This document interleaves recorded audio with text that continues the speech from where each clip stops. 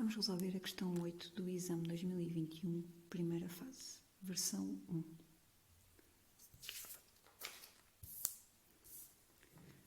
Os componentes maioritários do ar são o nitrogênio, N2, e o oxigênio, O2. Considere uma amostra de N2 e uma amostra de O2 com massas iguais. Nas mesmas condições de pressão e temperatura, pode concluir-se que os volumes das amostras são iguais ou diferentes e que o número de moléculas de cada uma das amostras é igual ou diferente. Portanto, nós temos duas amostras de gases, uma amostra de N2 e uma amostra de O2, onde a massa dos gases é a mesma.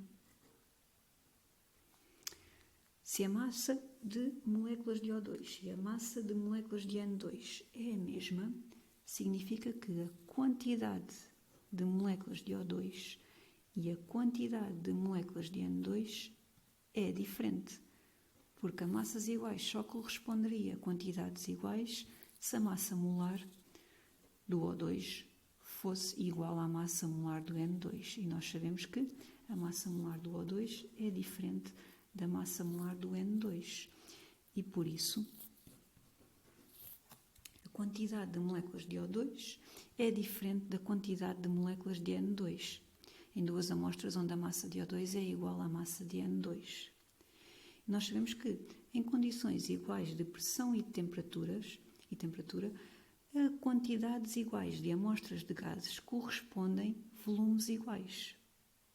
Mas como a quantidade de O2 é diferente da quantidade de N2, logo, o volume da amostra de O2 também tem que ser diferente do volume da amostra do gás N2, porque a quantidade de moléculas é diferente.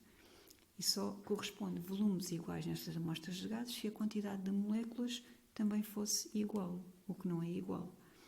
E por isso, nas mesmas condições de pressão e temperatura, pode concluir-se que os volumes das amostras são diferentes e que o número de moléculas de cada uma das amostras. Se a quantidade de moléculas é diferente, o número de moléculas também vai ser diferente. Para chegarmos ao número de moléculas, é multiplicar a quantidade pelo número de Avogadro. Se a quantidade é diferente, o número de moléculas também é diferente.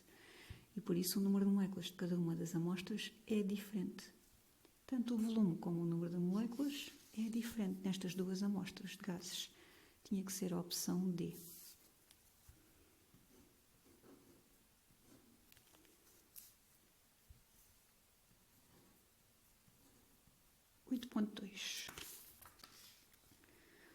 Os elétrons do átomo nitrogênio no estado fundamental distribuem-se por 3 ou 5 orbitais, sendo os elétrons da orbital 1s ou os elétrons das orbitais 2p os de menor energia. Vamos fazer então a distribuição dos elétrons, distribuição eletrónica do nitrogênio, do átomo nitrogênio. O nitrogênio, vimos à tabela periódica e víamos que o seu número atómico era 7, e por isso tínhamos 7 elétrons para distribuir no átomo nitrogênio. 2 deles ficavam na 1s, outros 2 ficavam na 2s, e os restantes 3 ficavam cada um deles nas orbitais 2p. Vamos representar as orbitais por caixinhas. Por setinhas, os elétrons.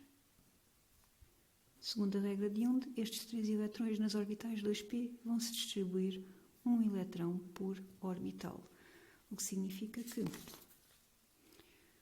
os elétrons do átomo nitrogênio, dizem todos os elétrons e não apenas os de valência, todos os elétrons no átomo nitrogênio no estado fundamental distribuem-se por 1, 2, 3, 4, 5 orbitais.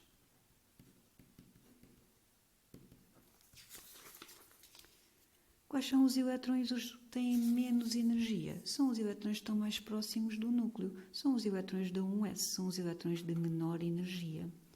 E por isso, estes 2 elétrons são os elétrons de menor energia.